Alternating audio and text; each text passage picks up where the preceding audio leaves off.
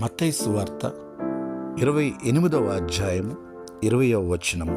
ప్రభు అయిన యేసు ఆయన సెలవిచ్చుచున్నాడు, నేను యుగ సమాప్తి వరకు సదాకాలము మీతో కూడా ఉన్నాను అని.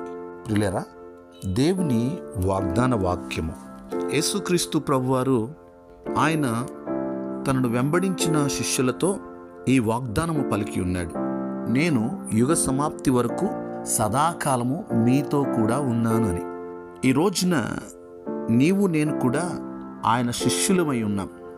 ఎందుకంటే మనం ఆయనను వెంబడిస్తున్నాం కాబట్టి మనము ఆయన శిష్యులమే.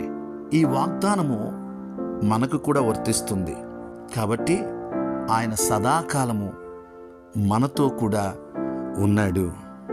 అందును బట్టి మనము దేవునికి కృతజ్ఞతాస్తుతులు చెల్లించవలసిన వారమై ఉన్నాం. ప్రార్థన.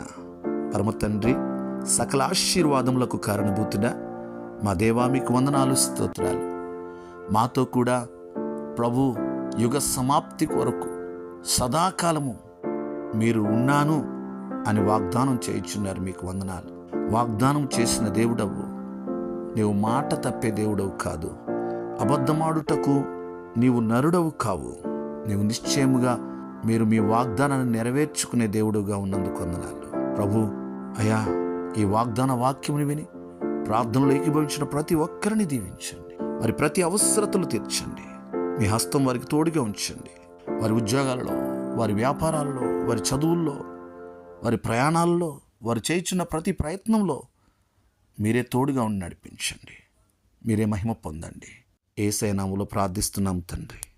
ఆమేన్.